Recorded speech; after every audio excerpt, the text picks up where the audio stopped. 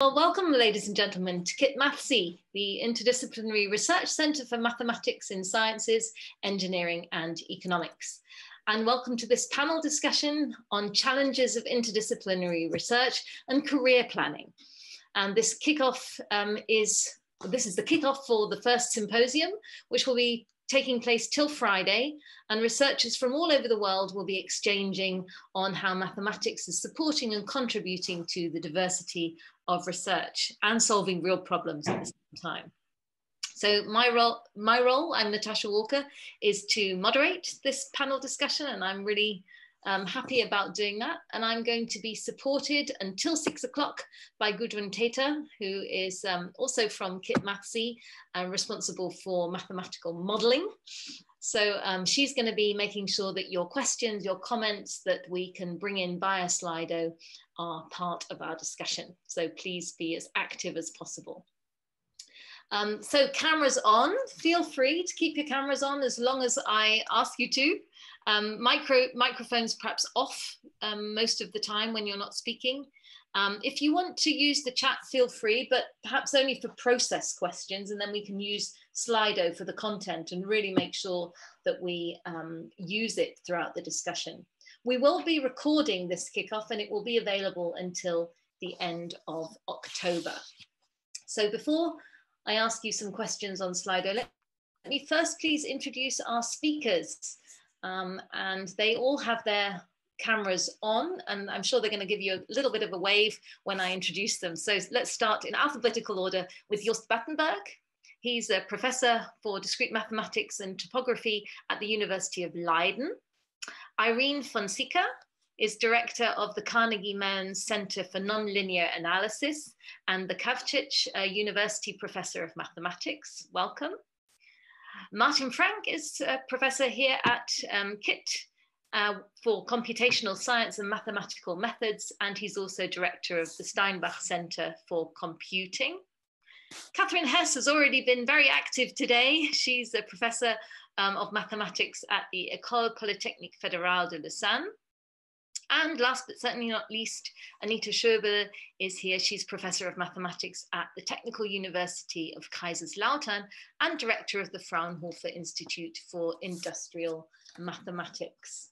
So welcome to our panel. And what I really, really miss about virtual online conferences is that we don't have applause, but we can. So everyone, please take your microphones off and let's give our panelists a round of applause. Thank you.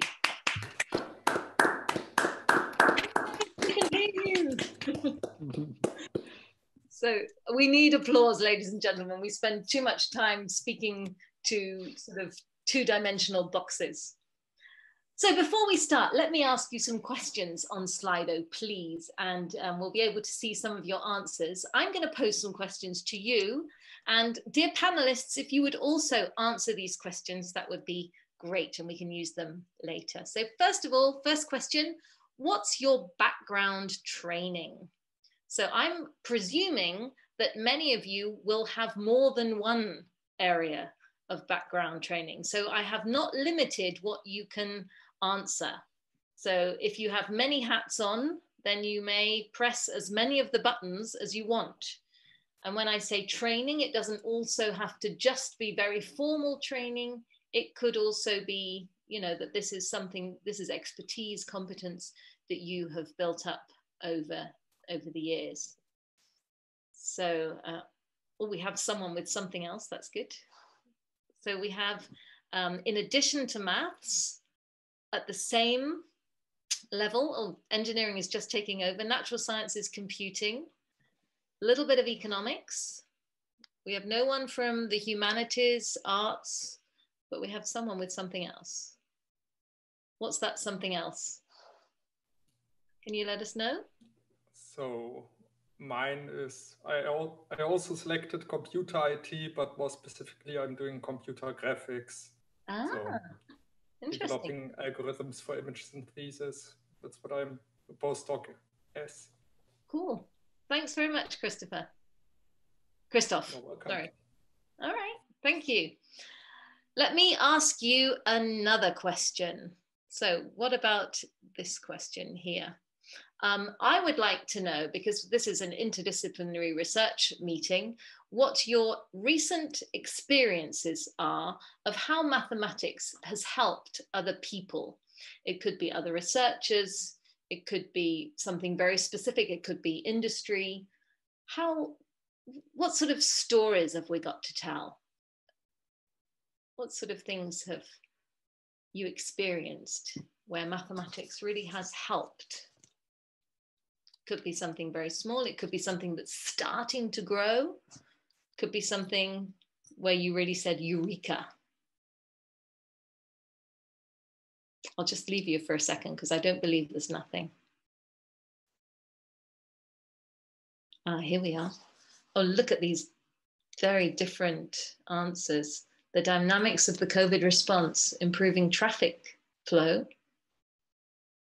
Yes, and generally the abstraction of a problem, predicting weather for decades. Cancer therapy.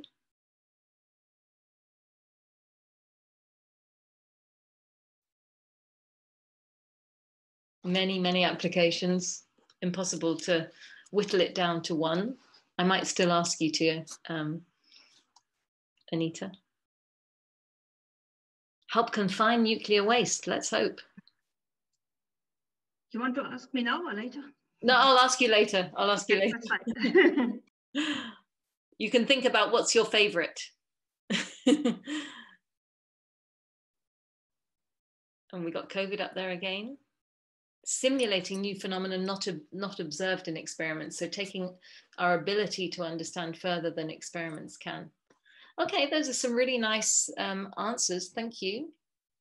Energy, health, mobility, production, finance. Whoever posted that has really helped us to summarize some of the, the broad areas where mathematics is really contributing.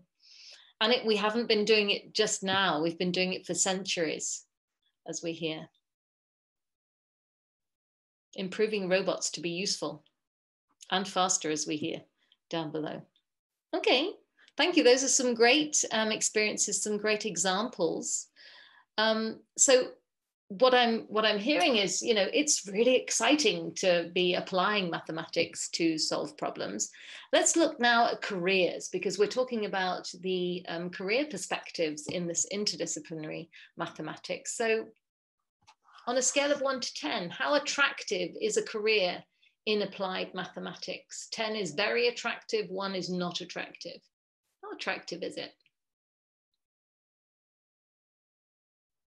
Let's see, very high at the moment. Oh, we're getting some water in the wine. Oh, someone says 3. Can we hear from that person? Anyone who, I guess it's one person, maybe 2 people who says 3, it's not perhaps that attractive. What's the reasoning there? Who can let us know what's behind the 3? Yeah, actually, I put a 3 there. And I didn't specifically mean applied mathematics, but I meant interdisciplinary applied mathematics. And I believe it's hard to really do interdisciplinary research and have a career at the same time. Ooh, we'll hear from you later as to why that is. Thank you. Let me ask. Actually, I put a 5, also a similar reason. Because in applied mathematics, it's fine, it can be 10.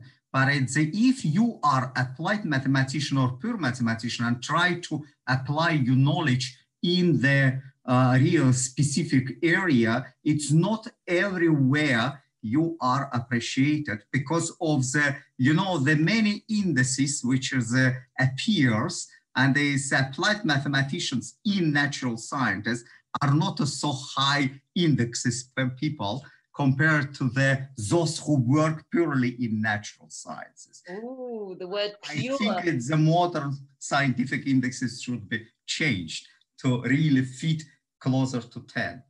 Okay, yeah, thank you very much. So let me ask, and I think probably that we probably know the answer, but let's just check. So how important interdisciplinary research is for mathematicians? What do you think? How important is interdisciplinary research for mathematicians? Very. Do you mean in academics or in practice? Well, that's up to you. I mean, for me, it's a big difference if you, but okay. Let's talk about mathematicians, and then I guess if you decide whether you think that practice is necessary, what would you say, Anita, if we're talking about academics? For academics, I think it's not necessary. There's a big community of pure mathematicians that do not appreciate applied mathematics or applications or interdisciplinary research in the way it should be appreciated for, in my opinion. But if you want to go to practice, then it's very important. Okay, thank you.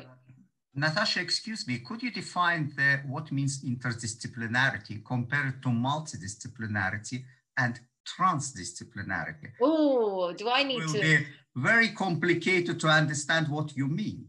Okay, so I guess what we're talking about is applied research. So let's think more multi and trans disciplinary. But what I think is important here is probably what Anita just said, is that when we're looking at pure mathematics, maybe the application relevance is not so important as in practice. So, but it's a very, very different schools. Yeah, please. I think that maybe quite a few pure mathematicians don't realize how important interdisciplinary research is to them because of the feedback from the interactions of mathematics with applied subjects that can lead to new and interesting directions in pure mathematics. And I think that that particular importance is not always recognized. So when I interpreted this question as being how important is it maybe more for the development of mathematics than for mathematicians as such. Mm-hmm. Thank you. And these we're just skimming some of these questions that we can delve down into deeper later. So what I would like to, my last question for you, and you have a choice of three, is what are the three most challenging hurdles for successful collaboration in interdisciplinary research? So where we are collaborating with other researchers, what are the three most challenging hurdles? So the why isn't clear, we don't speak the same language, lack of trust, working in isolation. The quality of interdisciplinary research is lower and less deep, loss of professional identity, funding barriers, lack of leadership, lack of training or job perspectives, or obviously you can also say there are no hurdles at all. Have a look. You can choose three. So it seems as if the question of language is at the moment right up there.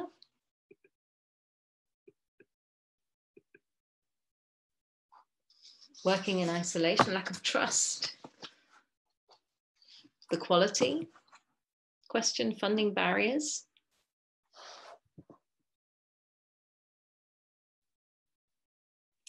Okay, no one has said there are no hurdles, so I presume there are. That's very interesting. So language is there and the silos, but also the lack of trust. And that's something that I think we need to also talk about in just a moment. So thank you everybody, first of all, for answering our questions. And let's please continue to use Slido as we go through the day, as we go through the panel discussion, for any questions, but also comments that you have. Our panelists are wonderful, but I'm sure they don't have answers to every question. Maybe you do. So if you do, feel free also to use Slido for that. And Gudrun will be looking through as we go through, and she'll be able to feed us as we do. All right, I have some questions now. And what I would suggest is that everyone who's not a panelist, if you turn your video off, and then if you press just the top right-hand corner of any of the panels that is off, there are three buttons, and you can hide non-video participants. And then you can see just the panelists, Gudrun and me, and it just makes the panelists' pictures a little bit bigger so you can see them. So dear panelists, I have lots of questions for you, and I'd really just like to encourage you, if you want to comment on what one of your colleagues has said, just raise your hand, literally raise your hand, and then let's have a really dynamic discussion here. So I'd like to start actually looking at those stories. So just reminding ourselves of examples of where our work has a positive impact on people, communities, other researchers. So before I ask Anita to talk about these hundreds and to pick her top one out of the 100, perhaps Irene, I could start with you. An example, a story that you're really proud of having positively influenced. Well, again, that's something that we are all dealing with that right now. And my colleague 2 doors down the hall, he works in discrete math and combinatorics, and he actually has started a company, and they just produced an app called Novid to do contact tracing for COVID. And it's now being very popular around us. So that is one example. The other example, and that's actually an area where I work, that it's very dear to me, is the impact that and the central role that mathematics plays in development of new smart materials. And those permeate our lives, from say stents that you use for cardiovascular surgeries, to antennas that you send to outer space, to some of the fabric that you use in your clothes, which are smart materials. And so, and math is behind this. Actually, I could talk more about that, but so these are 2 areas that are very important to me. And the third one, where I also work, it's on imaging, right? And so we all know that from MRIs to you name it, the progress of imaging is due to mathematics. Right. Well, thank you. So there's a lot of medical impact, positive impact there. Kathryn, in your work, I believe as well. Right. So I mean, I've been working with breast cancer specialists, for example, trying to understand cancer biology better. And this is one area in which the methods of topological data analysis have turned out to be very powerful. For example, in early work of Gudrun Thäter, who will be speaking tomorrow, they used the methods of topological data analysis to discover a new subtype of breast cancer that after resection of the tumor does not require chemotherapy in order for this patient to go into remission, which is a very important thing to know. And this type of breast cancer was discovered using these methods of topological data analysis, which is really in a very new area that's developed at the interface of statistics and algebraic topology. And I've been collaborating with researchers in both breast cancer biology and skin cancer biology to do things like study how the effect of different hormones on the development of tumors and so on. But the same kind of techniques we've also used in projects related to material science that's more related to like environmental questions, because you're interested in developing materials that are particularly good at capturing and storing, for example, different kinds of greenhouse gases. Mm-hmm. And there are many, the chemical engineers, they know a lot about the different possible structures of such materials. And they'd like to, but there are hundreds of thousands or even millions of them. And in order to figure out which ones are worth it to synthesize and actually to use for these processes, it's very expensive to do the simulations by molecular simulations. And so if you use these sort of topological data analysis techniques on appropriately sampled materials, you can hone in on which ones are worth examining in closer detail, first by molecular simulations and then by doing the actual synthesis. So the same kind of techniques in 2 very different areas. Yeah. Right, and the taxpayer is also happy because costs have potentially been saved. Exactly. Yeah, thank you. Anita, of the hundreds of projects that the Fraunhofer Institute is doing for the benefit of society, what's your favorite? My favorite is also cancer treatment. It's a project where you design the radiotherapy planning, and you want to destroy the tumor with rays, with shooting energy on it, but you do not want to destroy the healthy organs. And what we do is we have a multi-objective optimization problem where each of the organs and the tumor is one objective for itself. And the goal is to give as much as possible to the tumor and as few as possible to the surrounding organs. And you can see in a very nice interactive surface, you can see how much every organ, the lung or the heart or whatever is around will receive of radiotherapy, of radiation, sorry about that, of radiation. And then the doctor can say, oh, this is a smoker, the lung should not get so much, and this should be decreased. And you can just press a button and a new solution is calculated, and you can see the differences. And this is interactive. The doctors work with that, and they say it really improved their chances and their therapy. So you're really enabling doctors in that case as well. Yeah, there's a lot of mathematics around, a lot of dissertations, because it's a multi-objective continuous optimization problem, which is not very easy to solve. So there's a lot of dissertations and publications about it, but it still has a very, very practical, very important impact. And doctors worked with that and gave us feedback that they really needed. Right, thank you. Joost, what about you? What sort of satisfying impact are you producing? Yes, so my research is in imaging, and in particular inverse problems in imaging, image reconstruction from all kinds of measurement data. And I have worked a lot with applied researchers in material science, in also microbiology, using electron microscopes for their imaging.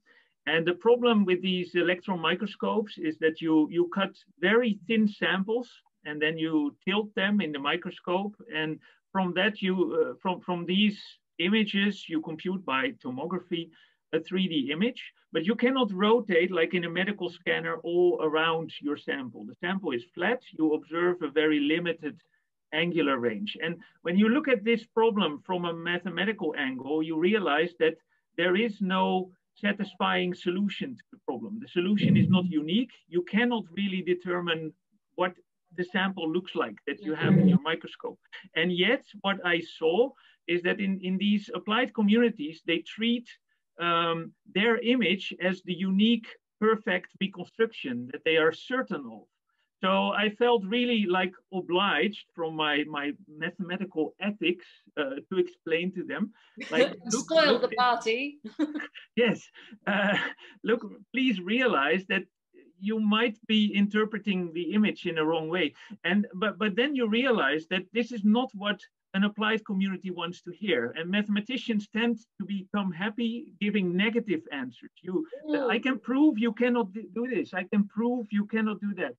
So what was really satisfying is that then in collaboration, we could come up with algorithms that actually do make this problem well defined and well determined. So I think the lesson was that if you manage to be very constructive and provide real tools that they can use, they will also be open to the criticism, so to say, and to increasing their rigorness in interpreting the results. Right, but you're touching on that problem that presumably Martin was talking about when he said it's hard to be working and collaborating because we're talking about acceptance here.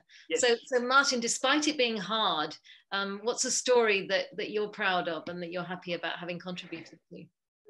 Well, I want to mention something different. So I have an outreach project running. I have a couple of PhD students developing material for high school students. And one thing that I always tell people, you know, this thing here, cell phone, it's full of mathematics, right? Satellite navigation, the fact that you can carry your whole music library with you, that you can snap pictures, and the fact that you can have video conferences is all mathematics. Right, exactly. And some of us are cursing you right now for having so many video conferences thanks to mathematics. Okay, so no, I think these were really just helpful to remind us all of these great contributions that mathematics is having to economics, to engineering, and to the sciences. And also, as we've heard, really enabling others and reducing costs at the same time. So before we start talking about career and, you know, the challenges of collaboration, let's look a little bit further into the future, because if we're reaching out to younger students, to younger people entering the field of mathematics, what sort of questions will they be having the opportunity to contribute to? So what sort of questions are coming from engineers, from the economists, sorry, from politicians, also from societies? What are they struggling with? Where would you see mathematics playing a role? Let's really look into the future of 10, 15 years. I'm going to start this time with you, Martin, please. So I think it's the data avalanche that we're facing. And in a sense, I'm not talking about when I think of the mathematicians or the interdisciplinary mathematicians 10 to 15 years from now, I don't imagine them as, you know, the people that, you know, press buttons and train artificial intelligences, but the ones that, you know, find a way of combining the knowledge that humanity has acquired over, you know, decades, centuries, and to combine them with these new possibilities. Mm. Thank you. And would you be excited? Will you be excited about doing that too? I am. Okay. And I saw a lot of nods here. Yeah. Joost is nodding. Yeah, so I agree that I mean, data science and machine learning and so on are really the topics that will determine our future on that term, and that do require mathematics. Where I see a special role for mathematicians, and that I think that relates to my previous story also, is that by our way of thinking and by our training, we are uniquely positioned to understand not only the results, but also the uncertainties in these results. And if I look at other disciplines, that is something that typically gets much less attention, but it's becoming ever more important now that we are letting algorithms and automatically learning systems do much of the work that we used to do by hand. So the interpretation remains something that we must do, and that mathematicians are particularly good at. Right. If we perhaps, and I'm still keeping with this question of what sort of questions from tomorrow are we going to be able to be answering with mathematics? Can we go even closer to society, even closer to politics? We've already touched on some of the medical issues, some of the big global questions like climate change, greenhouse gases. Perhaps Irene, if you could really look into the future, what are those societal political questions? Well, societal, certainly personalized medicine is going to be front and center, and mathematics can and is working on that, and it's at the backbone of that. And then there are questions like keeping the internet safe, for example. Mm-hmm. That requires mathematics. And we all know how important that's becoming more and more, and that's going to be central to our lives. Also manufacturing. How can you revolutionize manufacturing through mathematics? And manufacturing nowadays is not what it was 10 years ago, right? Then of course it's the leveraging data through mathematics. It's already mentioned here by Martin. But I think that what is important here, and that is, I use Joost as a segue to what I'm saying now, which is that the abstraction that mathematics is built upon allows us often to take two steps back and often use the same kind of reasoning to attack different problems coming from very different areas. But that's this abstraction that it's not necessarily present in other disciplines, and that we are trained to do that. Right. So anyway, so these are some of the areas, but I think that what is important here, and what's underlying all these, is that the way that we are educating and training our students is changing. And it's going to change more and more, because this is no longer, I'm not training my PhD students as I was 20 years ago. I have to give them skills and give them the opportunity to acquire skills that they were not known 10 years ago. And nowadays, without those skills, they're not employable, period, basically. Okay, especially applied math. Yeah, thanks. Joost. Yeah, so I think a topic in mathematics that is particularly important in this time is networking effects. So a lot of the social, economical, political developments that we see now all around us are driven by massive networking effects that have been enabled by the online society. I mean, if you simply look at the elections and other types of opinion forming these days, it is all because of well, connections between people and the graphs that actually govern these connections. And many of these effects are quite counterintuitive if you are not trained to look at them in a more formal setting. And I think so. Mathematicians can actually give guidance on what we are seeing all around us. Mm-hmm. Thank you, Kathryn. Yeah. You're muted, Kathryn.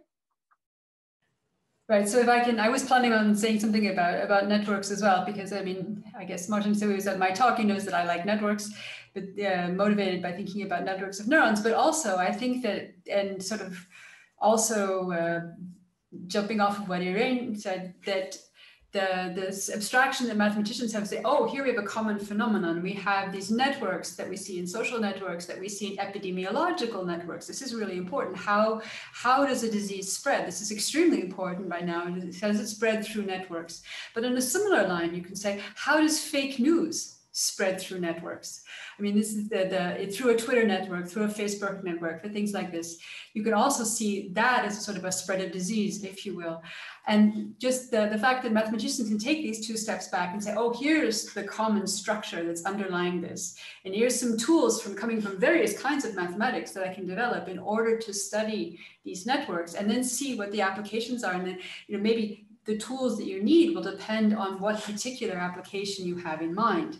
And that's where you really need to take into account the significance of the particular application when you, I mean, this is where there has to be a constant dialogue between the mathematician and the person actually in the field, it's sociology or epidemiology or whatever, where they say, oh, this is the sort of structure that's important. They say, okay, we'll focus on that and we'll develop tools for that. And that's where this can be really enriching for the mathematician to be, sort of a specialist in this area, but then reaching out to all kinds of different directions.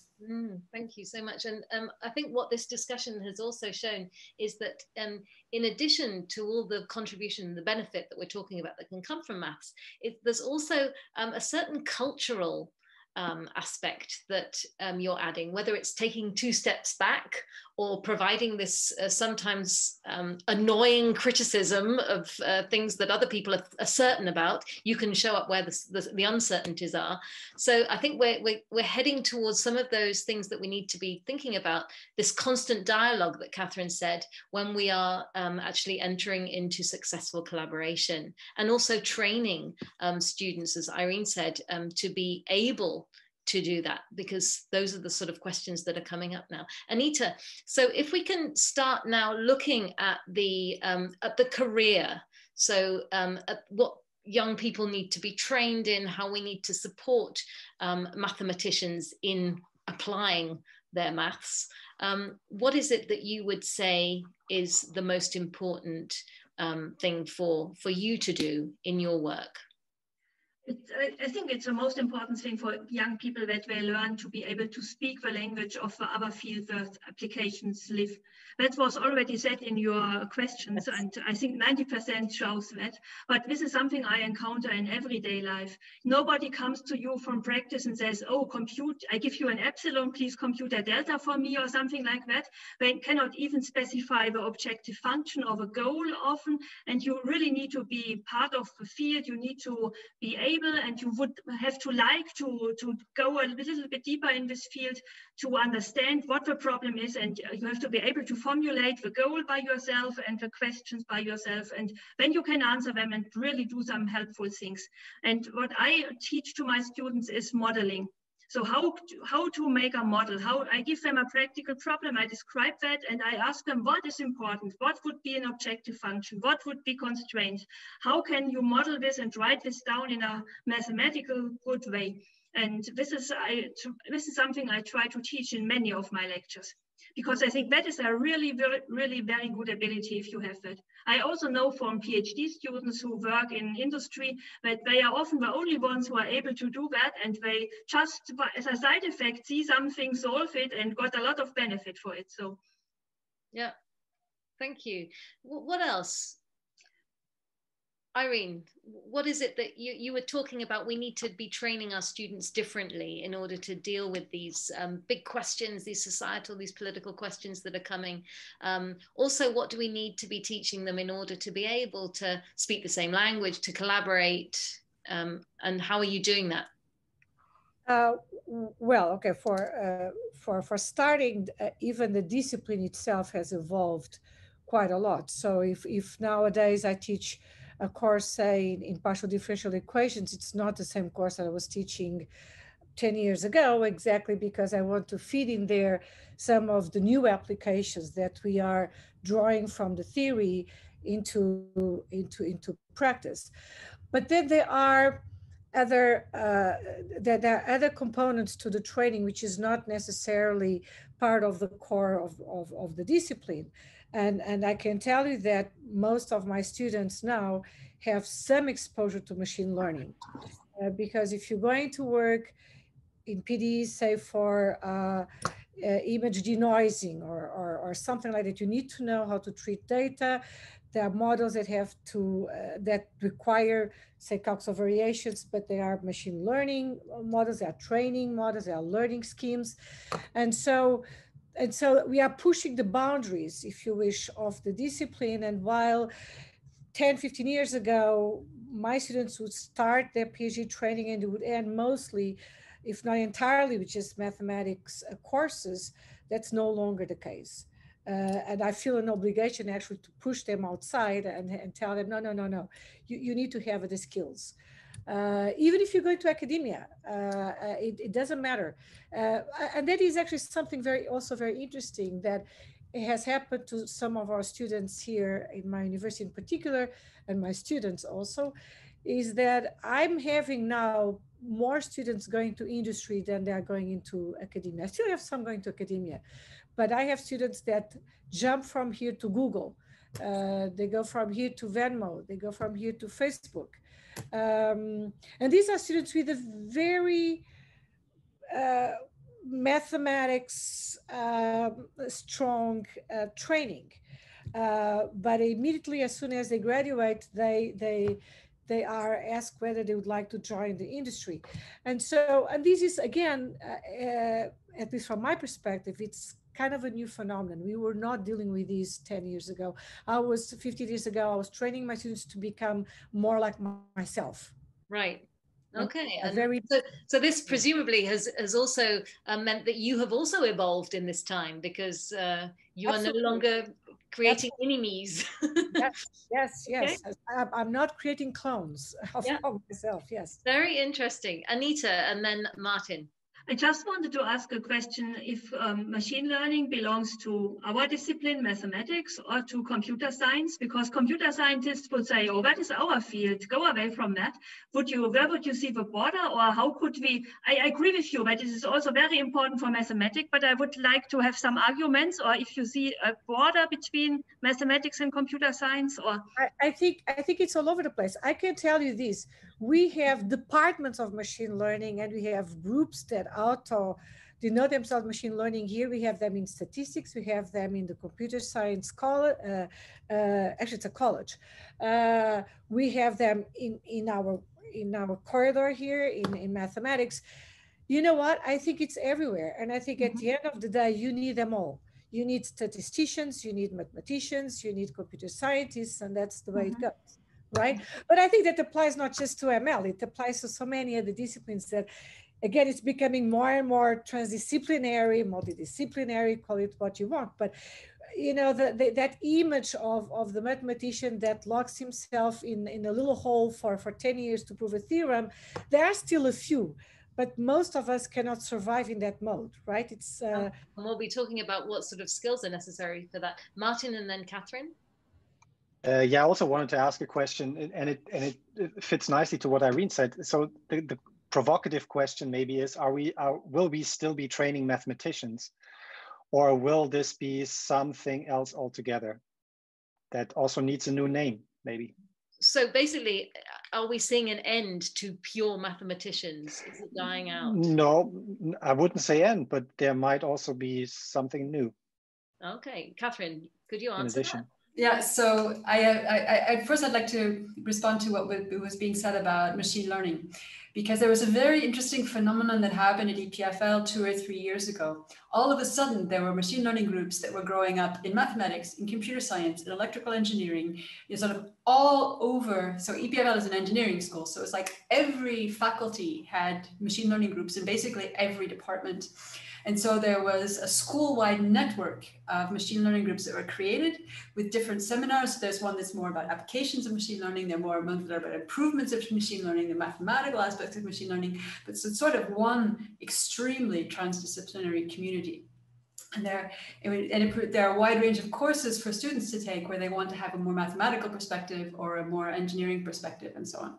So I think that this is the future of machine learning, that it's really extremely transdisciplinary, and I think it belongs to everyone and everyone can contribute. So in response to Martin, so I'm in an interesting position as somebody who is very, very deep roots in pure mathematics and is still doing pure mathematics, as well as doing applications. And I have about half of my PhD students are in pure math and the other half are doing more applications.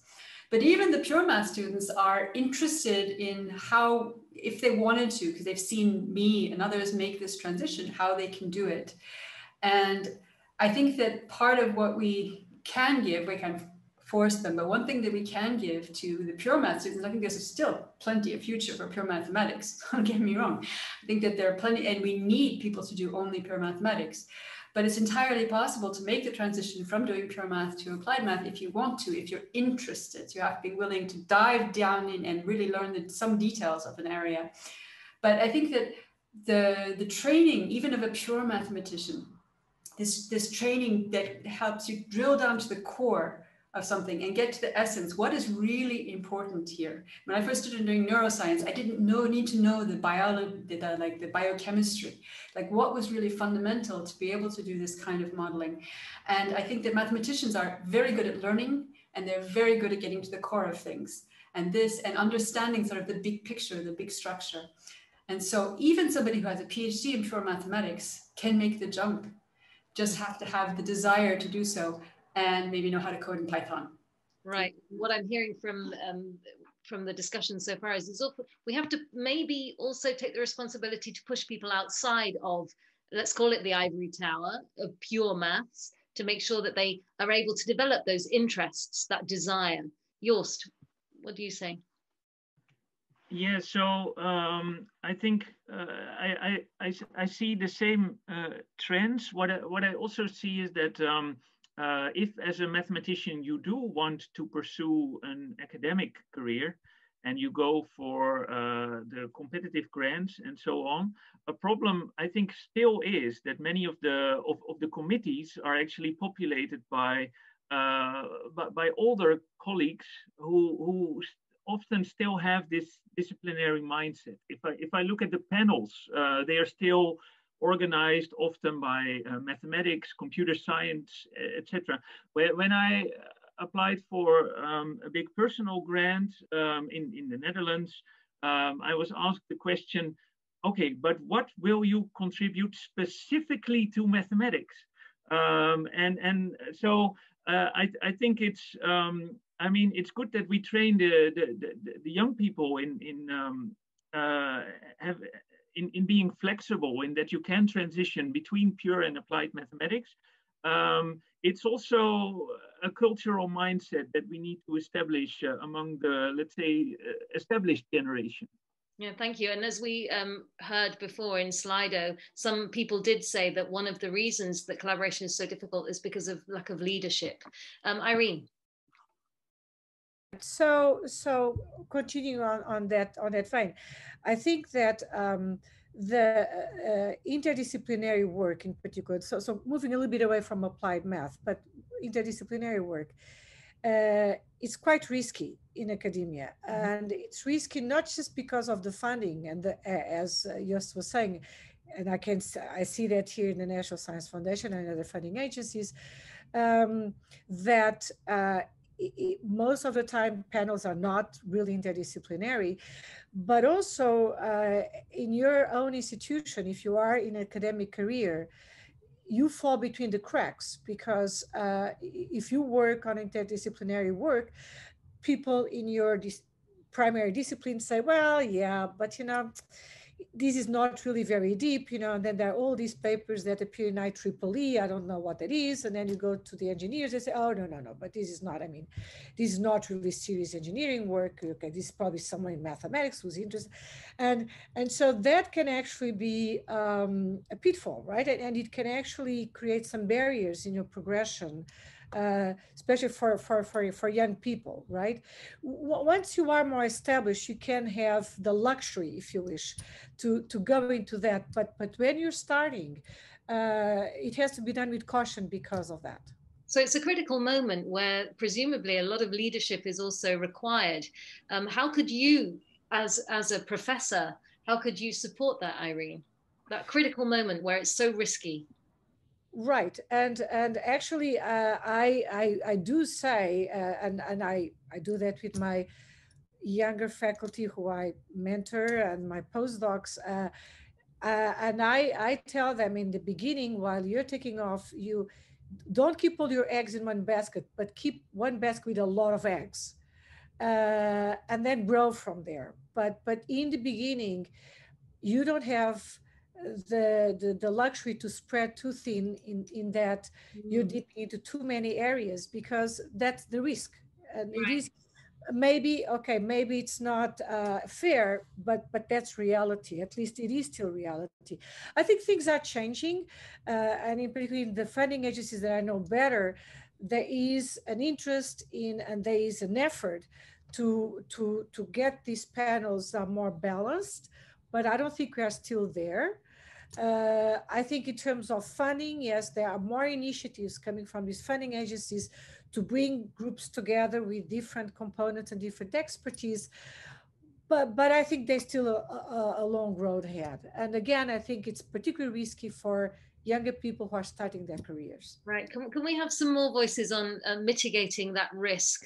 Because it seems to be, you know, this critical point before you become established, whether you actually enter into that risk or not. I would probably encourage a student starting off, you know, somebody who just graduated with a PhD who wanted to do interdisciplinary work, to find a postdoc in a university that was favorable to this sort of research. So there are more and more research groups, even sort of based in pure math departments or in math departments more generally, where there is a considerable amount of interdisciplinary research, and it is appreciated. And I think one role that we can play as advisors is to help our PhD students find those places and get the start. And then maybe once they've had a postdoc or two and, you know, have proved themselves that way, then it's easier for them maybe to go to university where they would establish the first group that was doing something like that. But it's probably dangerous to go as a very young person and be the only one doing something like that. Right, Martin. I think it's ultimately a structural problem. I think in one of your questions you were using the term silo, And that's what we have, right? We have disciplines and there are silos. And there is some space between these silos, right? And nobody or few people have done science in there, so it's very worthwhile to do science in there. That's interdisciplinary research. But the career, ultimately, or doing your PhD, you do it in a faculty. You want to become a professor in a faculty, so you have to have a career in the silo, right? And so ultimately, we have to find a way to make these structures flexible, or put another structure on top of it, beside it, something like this. Anita, thank you. I totally agree with Martin, what he said. And that's why I usually provide, if somebody wants to do interdisciplinary research, I try to have two paths within the same dissertation. One more theoretical question, and when related to that as application or whatever, or I have this interdisciplinary problem and I try to find a mathematical question that is related to that, so that both paths are in the same thesis, because I have to sell it to my colleagues in the math department, and they want to see math when he graduates, or he or she, and not only something else. And so I always try to have, it's sometimes more work for the students, it's more work because they also have to collect more data, maybe discuss with colleagues, but many of them like it and agree, or later on tell me that it was very relevant for finding jobs and things like that. So I still motivate students to do it, but always with also a pure, or not pure, but applied mathematical question inside. Okay, thank you. I'd love to. But that is because of the silo view. That's exactly because of the silo view that Martin mentioned. So, I mean. Right, and getting caught between those silos might be really painful. And I wonder, Irene, also if that's not where industry is coming in to fill the gap, perhaps a little bit as well. I'm sorry, what was your question? So I guess, you know, that it being so difficult to work between the silos is where the industry may be coming in to fill the gap and to take those talented and interested people. Yes, it is true, but not only, right? I mean, and again, I don't want to paint a too darker image here, right? I mean, it's not that if you're trained in an interdisciplinary mode, you have no possibility of success in academic career. What I'm saying is that you have to do it with balance, right. a little bit along the lines of what Anita was saying. So what I think it's interesting, though, is to see that, and again, I think it's the search for mathematical talent that it's out there now in the industry that I was not seeing, at least not in my school, years ago, where my students, as soon as they graduate, they get offers to postdocs and sort of in a route to pursue an academic career, but they have many offers from industry. And this was something that I was not seeing before. Okay. And again, to position them in ways that they can actually accept those offers in industry, that's where we're going back to the training that they have to have is not the training they were getting 10 years ago. It has to be different. Thank you. Kathryn, I'm going to give you the word. And if I could also ask you a question at the same time as to whether, if we're looking globally at mathematicians and their education, are we seeing the same problem with silos across the globe? Or is this something that's very European or very Western? Or what's your take on that? Okay, so before I answer that, I just want to follow up on Irene's remark about the way that her students are getting offers from industry. I just want to point out, and this is for the other people listening to us as well, that people with PhDs in pure mathematics, very pure mathematics, are also getting offers from industry. Just because people in industry they know how to think and how to learn, and they're willing to train them on the other techniques. So just because you have a PhD in pure mathematics doesn't mean you can't go immediately into industry. Mm-hmm. And if that's right. So in answer to your question, is this a Western phenomenon, a European phenomenon? It's certainly not just a European phenomenon. I think Irene would certainly tell us that it's also a problem in the US. And I have a Chinese PhD student who's actually doing a PhD in pure mathematics, but who is, playing with the idea of maybe not continuing in academia afterwards. Mm-hmm. And he was telling me about the situation in China and said that in China, if anything, the silo problem is even worse. that they're not at the point where, you know, this sort of interdisciplinarity, they don't know where to put people, right? So there's already some give in the Western academic system, and it's gotten much better over the last 10 years, but it seems to be even worse in some other parts of the world. Okay, thank you. Gudrun, let's have a look, because I know that there's been quite a lot of activity on Slido. So apart from Wolfgang Reichel's wonderful dream, which I'm going to quote, he says, the terms pure and applied will disappear within my lifetime because they turn out to be useless.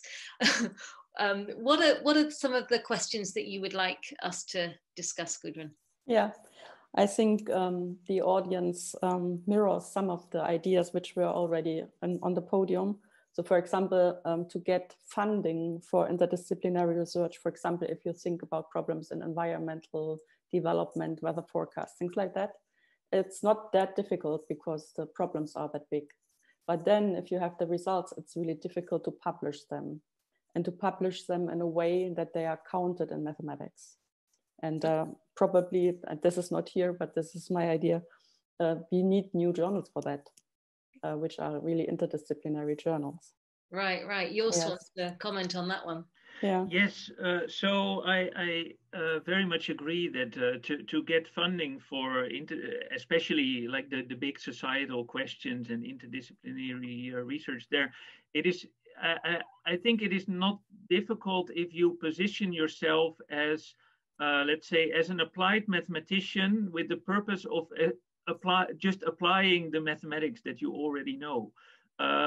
Still, it is very difficult to in these kind of calls to get a proposal funded where you can do development in the mathematics as well, alongside with the application. And there is this vast difference in pace between, let's say, the applications where things must be done quickly and evolve quickly and problems must be solved quickly, and the time period it takes to do even foundational applied mathematics research to develop the actual techniques. I find it easy to get funding for projects where I can apply my knowledge, but difficult to get funding for interdisciplinary projects where I can work on the development of this knowledge. Yes, so the typical idea would be to have at least 3 years to develop an idea. So thinking of the time you take for a PhD, 3 to 4 years, and this is hard to get. I agree with that, yeah.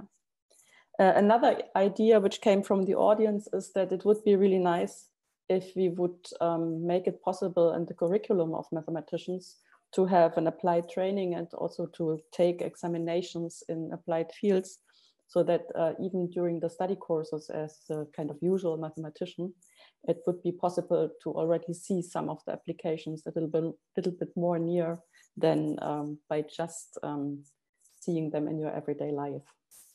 Is that something that you have experience of, Kathryn? So at the level of the master's program at EPFL, it is entirely possible for a student doing a master's degree in mathematics to do a minor in some engineering field or some other field, so that they really see in some depth another field and can learn about possible deeper applications of mathematics in that area. And I think that that's a kind of breadth that can be very useful. And as well, many of our PhD students, at least my PhD students who are working more on applied things, a lot of the graduate courses they've taken have been in other departments, in machine learning, in computational neuroscience, in things like that. And you know, I would sort of take care of their mathematical training, and they would see those courses in the other departments. So they really have that kind of breadth even before they've finished. And I think it is very important. Yes. Mm-hmm. Let's have some other experience. Yeah, Anita, and then Irene. I think in most study programs, students should have a minor in mathematics. So you cannot just have pure mathematics as an only subject. You always have to choose a minor. So I don't understand the question completely. But what I prefer, I like, is that this minor should be better combined with mathematics. Often this is completely different. Students go to engineering or business administration or whatever, and they have courses and credit points there. But there's nobody telling them, oh, and this is related concentrated here and there, and you could have a master thesis which touches both. So I would really like if we as professors would be able to combine such things better. Before Irene speaks, perhaps Christoph, you could explain exactly what you mean. So when you talk about this design of curricular and examination regulations to enable interdisciplinary education, is it that sort of major minor course that you're talking about, or is it more integrated somehow?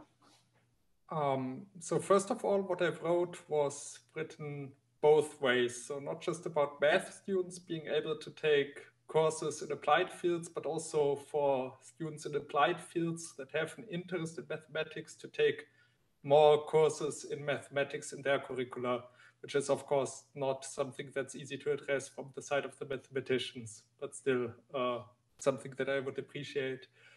And I know that there are minors in mathematics programs, and that's good.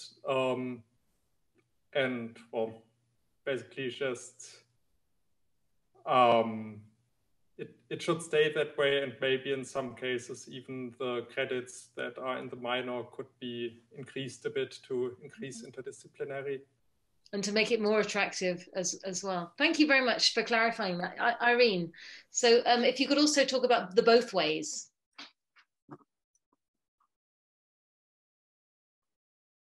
Irene? Now she's back. You're muted, Irene? Okay, now I'm unmuted. For some reason I was frozen. Okay, I'm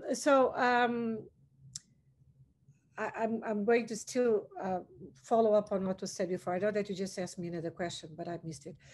On this other side of the Atlantic, I think that the way that most programs that I know are structured, and that's in line with what Kathryn and Anita said, was that interdisciplinarity, if you wish, it's built in the program. I mean, here it's built between the minors and the majors, and of course, the way and which courses are going to be chosen for the minor. I think that the advisor there has a role, right, in steering the student and guiding the student so that he's not going to spend time, planting flowers or something like that and getting credit for that. But I think, but the other thing is that you also see the other side, as Christoph was saying, in that in my courses, and these are graduate courses, I have students from psychology. Psychology can be quite quantitative. And again, by the way, we have machine learning in psychology also. Guess what? It's all over the place. And some of them sit in my courses. I have students from engineering sitting in my course. I have students from computer science sitting in my courses. I didn't have students from fine arts sitting in my courses, but as I said, it's quite diverse, the group of students that I can have in my course. Of course, the majority are math students, but I have students from other disciplines whose supervisors say, well, maybe you should go and look at what you can learn from that course. So the ability and for us, at least here, and in most places that I know in the United States, there's an integration of this interdisciplinarity in the core of the program. So, right, and what you've said also is the very important role of this guidance to enable students to go the right way. Christoph talked about a very interesting fact. Anita, if you could also speak to that, and I think I picked this up, Christoph, that you said the mathematicians might not always be so happy about having people from other disciplines in their courses. Anita, you're thanks. I just wanted to talk about the experience I had with teaching both ways. So he said he would also prefer that other disciplines would have more knowledge in mathematics. And I think what he meant, it's not so easy. I mean, you cannot just have some students from other disciplines in a master program in math or so, because everything is building following up on each other in mathematics. So you need a lot of basics. So what I try to do is to develop a teaching program for non-mathematical students, teaching math to non-math students. And I had the two goals. You need not be scared of math, and mathematics is useful for your discipline. And I wanted to bring these goals to the other students. And I had positive and negative effects. So what was very positive, I designed a course for students from business administration, and what I was teaching is to model with networks and integer variables, and I did this on a lot of problems where you could see some success, and I think this was a very successful thing. It was not too many students, but the students understood what I was talking about, and they really liked it, and I think they would be able to apply it later on. I also try to do that for biology. I even wrote a textbook where the complete mathematics for biologists is motivated everything, all mathematical results. I motivated them from biological examples. I designed also exercises for them, but this was more negative experience because all these exercises or developments where I developed things by starting from biology, which I thought is very interesting for them. They considered that as too hard because they said, oh, that is an exercise, and the modeling thing was missing. So they really preferred exercises with compute, this, ABC and things like that, where they really could apply a recipe and do things instead of starting from a from an application in biology and modeling and then applying things. So I did not find the right way for these students to really teach them more math, I think. Thank you, Irene. And then Kathryn, you were also nodding. Right. So I think it's also a question of survival of the discipline. And if we are not careful, we lose those courses.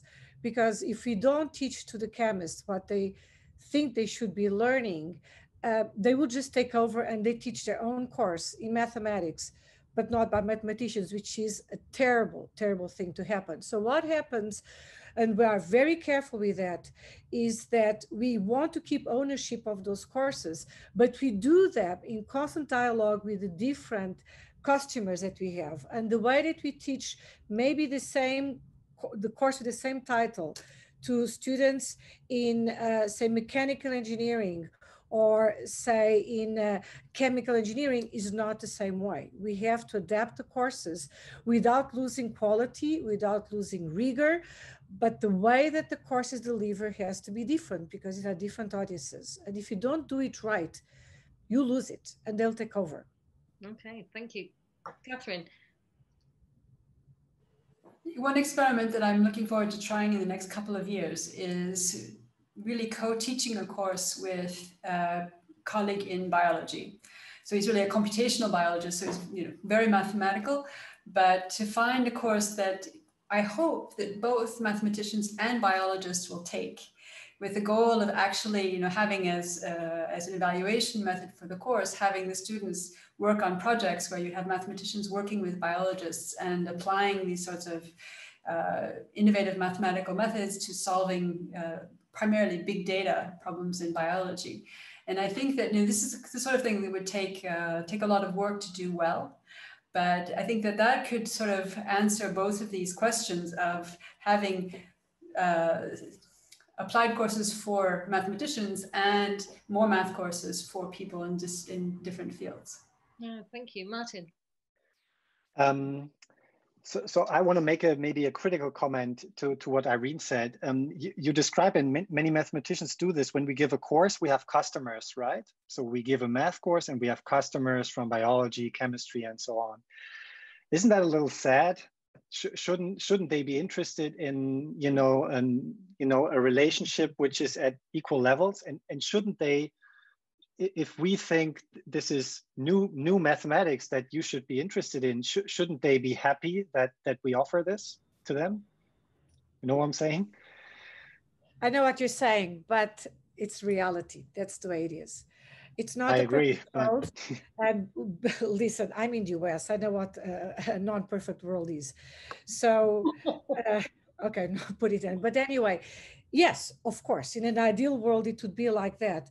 But at least in practice, and in particular in a private university where students are paying 60,000 more in tuition, we want to keep our students well educated. And again, with rigor, and it's life.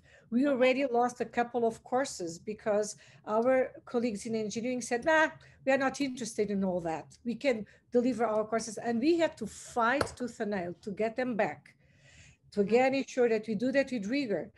Now, the reality is that some of these students need the tools and need the techniques, but they really don't care the why that our students in math would care about. That's reality. So let's hear from Anita and Joost also, because I think this is really interesting. Are we able to shift this sort of customer client culture to the experiment, this sort of really hand in hand at eye level that Kathryn was talking about? Anita, then Joost. So I think you are completely right with this why, but I don't understand the why. And that's what I mean, if you just want to sell the course, then make it as easy as possible and everybody will like it, give good marks, and then also the other faculty is maybe happy, I don't know. But that's not what we want. And what I described as my experiments for business administration and biology, which in some sense failed in biology, was I designed a biology course, mathematics for biology, where I showed the why in every theorem, everything I motivated from biological applications. I put a lot of effort in that. And when I rated this later on, people said it was a good course. It did not get worse ratings than other courses. But the thing they liked less in this course was the biology. And that was what I see as a fail, because I wanted to combine things and I put a lot of effort in that. And the course was rated in a good way. So it was not a bad course. But when I saw the details of the evaluation, they were more happy about the mathematics I explained, and not about the computing things, and not about all my effort to motivate everything from biology. Anita, is there anything that you would do differently if you could do it another time? I really got stuck with that. I'm not sure what I could do differently. So it's maybe, yeah, no, I'm not really, I have not a really good idea. So maybe it's also a difference. The very good students also like that, but it was in some sense, they did not like this text exercises and things like that. So it was my mission to combine these things, to show them that mathematics is really useful for biology. This mission was not I was not satisfied with the results of that. Mm-hmm. Thank you. Joost. Yeah, so in Leiden, I am quite heavily involved. So I'm also at computer science, and I'm quite heavily involved in setting up the artificial intelligence education program, but not specifically for math or computer science students, but rather for the entire university. And there we have lots of similar discussions about how you should teach AI to law students, for instance. And so there are some who say we should simply start by teaching all of them to program. I was very skeptical at first about that, but in fact, it turns out there are lots of students, even in law, who are interested in learning to program, and not at a level that we are used to, but for them it's such a conceptual switch that they actually learn a lot from it, and that it makes sense. But at the same time, the gap between programming and machine learning, for instance, between elementary programming and machine learning is huge. And I think that's the same with mathematics. I mean, students from other disciplines, of course, we can teach them on the math level solving elementary equations. But what we should really also manage to do is bring across some let's say kaleidoscope idea to have them understand what it is that a mathematician can do for them, rather than teaching them to do mathematics. And I think that is what most of the programs still do not offer at the moment. And mathematics still has this obscure this obscure connotation, like this is the smart person, but we don't really know what this person is, how we can talk to this person. Right. So I think we need two types of teaching. Yeah. Mm-hmm. Okay, carry on. The two types of teaching. Yeah, so the one is that everyone understands elementary mathematics, but the other one is we need to educate specifically about what mathematicians can do for other disciplines. Right, which comes back to the question of the why again, Martin. Yes. Yeah, and that brings us back to one of your original questions. What's one of the barriers of interdisciplinary research is speaking the same language, right? And I have this thesis, and I wonder if my fellow panelists agree that, you know, engineers and, you know, application scientists, they're interested in products, right? Whereas mathematicians are only interested in the why, the path to the product. And as such, they cannot talk to each other because a mathematician never mentions the product and the engineer never doesn't care about the path. You know, I'm exaggerating, obviously. So Kathryn, if we could come back to your experiment and you could answer Martin's question also, is that what you're going to be facing in your experiment with the biologists, or do you think it might be different? Well, I think that what I hope with a course like that is the biologists will learn to appreciate the importance of understanding why, because if you understand why, then you can better understand what you have to do, right? If you're just sort of applying a cookbook recipe and you don't know why you're applying it or why those are the different steps, then you can't figure out how to make it better.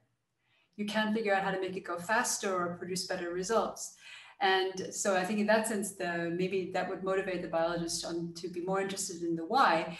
And I think that I think that there are a lot of mathematicians who are, they're certainly interested in the path because that's why we do mathematics. But there's something very rewarding about seeing a concrete result, about saying, hey, look, we were able to distinguish these two different types of whatever, and it has this consequence. I think that's, for not everybody, but for a lot of mathematicians, it's rewarding. And so they can learn maybe not to be driven only by that, but to appreciate it for sure. And I think that having that kind of course could be helpful. If I can just speak to the importance of having a common language. So this is really absolutely fundamental. And I think the reality of the situation for the mathematician is that you're the one who's going to make the effort. I don't know what the experience of my colleagues on the panel is, but in my experience, it's not the neuroscientists who learned the language of algebraic topology, although they eventually do, right? But it's a very long process. Whereas in order to be able to even start, the mathematician has to spend at least some time learning the language, and also not just the language, but what is important in that field, because you might focus on completely the wrong things. You might be, oh, this is a really cool, and they're like, no, this has nothing to do with actual real life in biology. Let's focus again. So that the two things to learn, like both semantics and syntax, like what are the words and what is important to express in those words. And then you can start to have a dialogue. And I want to go back to the fact that it's not just, we have a conversation once, once I've learned your language, we have a conversation once about what an interesting problem is. And I go off and I spend 6 months in a corner solving your problem. Because if you do, you come back in 6 months, you've got a beautiful mathematical solution that has zero to do with actual reality. And they'll say, yeah, so you really, this is a lesson I learned the hard way. You really have to keep that dialogue going on a regular basis. It's crucial. Interesting that we're using the word why, I think, in both ways. On the one hand, it's the why of the maths, but what I'm hearing from Kathryn is it's also the why of the product. So what is relevant out there? And Wolfgang says the good thing about understanding why, it holds forever. Products come and go. But I think what this discussion is also showing is that we need to also, if we are going into application and interdisciplinary, we need to also know the why of the biologists or the why of the engineers. It's interesting in the chat as well. Alec says at the end of what he wrote, the characterization, he talks about stereotypes and that good teaching can help bridge cultures. Undergraduates are strongly influenced by ideas, for example, like mathematical physical scientists focused on principles and reasoning, and geologists find themselves focusing more on mastering huge arrays of facts. So what I'd like to just focus on briefly is the question of leadership, the question of setting an example also, like with Kathryn, doing this course together with a colleague rather than on her own. What's your experience of that, and what makes it difficult? Let me ask Kathryn, first of all, your colleague that you're doing this experiment with. What's your understanding with each other on holding back, or how are you going to make it work? Well, again, dialogue is going to be crucial. We're going to have to decide. We're going to have goals that we agree on, and that really drive the course. Like I had certain mathematical goals and certain biological goals. I mean, it's doing something like that together. It's all about collaboration. It's all about interdisciplinary work. I mean, one big difference between interdisciplinary work and being a pure mathematician is the degree to which you have to work in a team, you have to rely on others, you have to bring in complementary competence, because you're just not, I'm never going to be a neuroscientist, I'm never going to be a machine learning expert, and so on. And you have to learn how to talk with a wide group of people and get people to work together. And so that would the same sort of thing go into the creation of this course. It has to be a team effort where we really listen to each other, and what the whys in both cases, what's important. Yeah. Anita. Working together with a colleague does help a lot. And with dialogue, I also agree completely with you, Kathryn. So I had another positive experience. I was offering a course, I think 7 or 8 times, always to a different topic, always together with a colleague from another faculty. We chose together a topic, and when we both gave some hints or lectures within 1 week, it was a compact course in 1 week, and when students work together in interdisciplinary teams for the rest of the semester on small projects. And this worked very nicely. But it is a lot of effort to find a colleague who is interested. No, that was usually fine, but when to define the course, the topic, and define the projects, he also tried to have applied projects together with some industry or other people from outside university. It was a big success story. We also had often published things later on in books.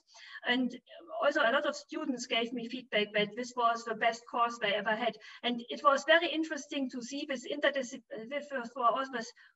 groups of 3 to 4 students, and in the best case they came from 3 to 4 different faculties, and it was very interesting to see how they came together, how they learned to talk with each other about the same words, and how they also derived the results together. So, but I think it would not work from alone. It was really a lot of work together with a colleague who also was in the same topic in some sense.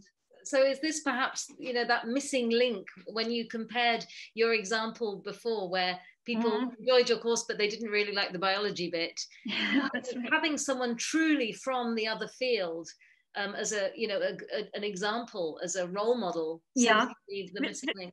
This definitely helps. I also had in the introductory week, when the students just arrived, the first semesters at the university, we already had a course, a day for them where we discussed about math. And this was always together with some biologist who gave a talk and announced that he needed math. We also tried this way, but when in the lecture later on, they still did not like the biology in the math course, strangely. I don't know what went wrong with this, but in the other course I was talking about, these courses, with compact courses, were for master students, and that was a big success story. They really work together in an interdisciplinary way. Right. Fantastic. So I'd just like to bring up the question of trust, because that was one of the reasons that apparently, colleagues here also said it's a big challenge. So is dialogue the solution to that too, Joost? I think not exclusively. Dialogue is a good starting point, but my experience is that trust by colleagues from other disciplines is reached at the point where they see that you can actually bring them forward in their work. So I mean, so I have a very close colleague, Sarah Bals of the University of Antwerp in electron microscopy. I've worked with her a lot over the past 15 years or so. And at the beginning, she was extremely skeptical about the mathematical insights. And then simply because she did not see the use. And then, so she was studying some nanoparticle and in the microscope, and I got data from her. And so the particle, it looked a bit vague in the reconstructed image, but she concluded, well, it must be spherical because we know it is spherical. And I said, well, I've done the computations. My math tells me it's a hollow particle, actually. Your conclusion is not consistent with the data. And we argued a lot, and then she did additional experiments, so an alternative route of figuring out, is this particle hollow or is it a solid sphere? And it turned out to be hollow. And for her, that was an eye-opener, that her intuition could actually be changed by mathematical insights. And we published together about it, and that was exactly the moment when there was distrust. So trust does not only come by talking, but it comes by results. Proving, right? Yes. Okay. Ladies and gentlemen, we're coming to the end of this panel discussion. The 1.5 hours are whizzing by. I would love to have just a closing round with our panelists and simultaneously invite everyone who's on this call and with us today to also give some feedback. So I'm going to press the feedback button on Slido and invite everyone to just say, what's your feedback on this panel discussion?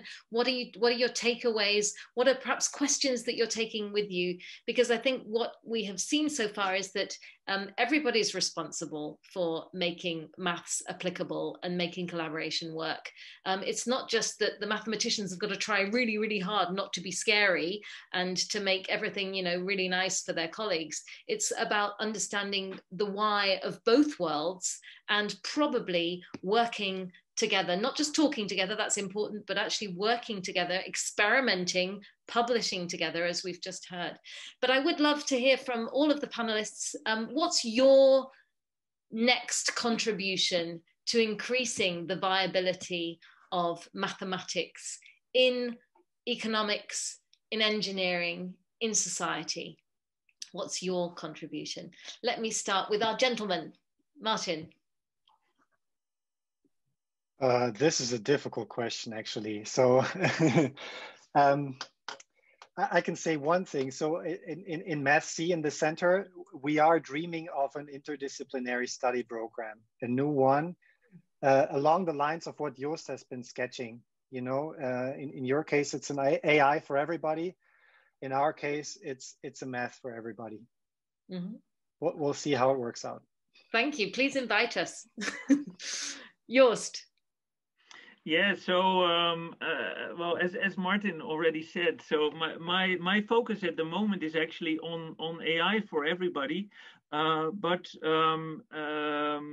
highlighting the significance of all the different disciplines that come into play there. So that I mean, AI is typically still thought of as something belonging to computer science, but so actually in LEIDEN, the outlier is not so much mathematics, but it is, we want to teach that to understand AI, you need to understand a bit of languages and of psychology and of mathematics and of computer science and many other disciplines. And that's a big challenge at the moment. Thank you. Irene. Okay, so I have two projects that I'm studying that I'm very enthusiastic about. One is actually a big research project that, interesting enough, we got several $1 million in funding from the NSF, and it's to study defects in materials, and it's a team with civil and environmental engineers, physicists, and mathematicians. So I'm one of the co-PIs, and I'm bringing into the fold some postdocs and graduate students. And the other project which I'm very interested and I'm involved is with the National Academies of Sciences, Engineering and Medicine in the United States. So we are putting together this big project on, the title is Illustrating the Impact of Mathematical Sciences. So it has several parts to it. It has webinars, it has posters which are going to be displayed in high schools, middle schools all over the country. And there's going to be actually a brochure. And it's exactly to explain to the general public, if you wish, how mathematics plays a critical role in advancing crucial innovations and improving prosperity and health and security. So we are doing this in lay terms, if you wish, and hopefully there will be our middle schools and high schools with all these posters by the beginning of next year. Brilliant, thank you so much. By the way, these webinars are public. And yes, and so you can go there. I actually hosted one in August, exactly for smart materials. Let's link it, Gudrun, to the MathSEE. Anita. In our institute, we have the slogan, mathematics for a good future. And that's what I want to work on further. So continuing having good projects that are helpful, that are important, that have impact for the real world. And we will also describe them on our homepage and in publications so everybody can see what a big impact mathematics has. Yeah.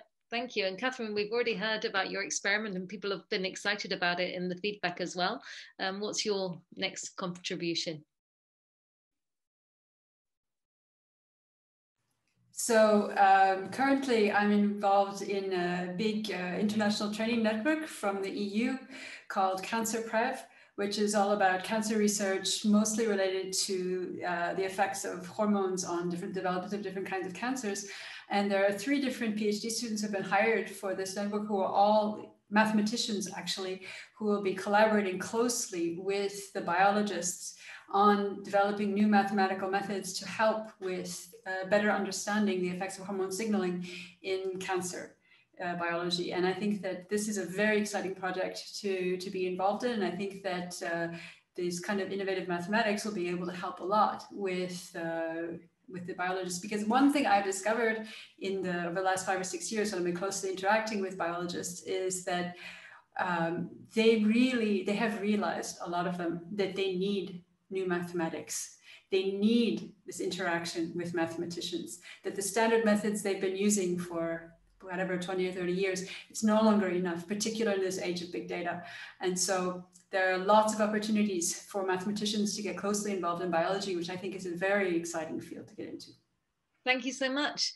And I think what this discussion today has shown is that there's such a huge amount of inspiration coming out of maths, and also so much willingness and readiness to also learn, enter experiments, talk about what didn't work, learn from it, and enter into these risky collaborations, which hopefully will also provide such good role models for people coming after you as well, to get into those little areas between the silos. Ladies and gentlemen, please, everybody, put your videos back on and your mute buttons off, and let's give our panel a very big round of applause. Thank you so much.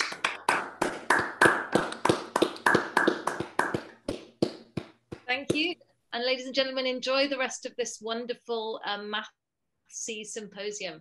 Wishing you all the best. Thank you.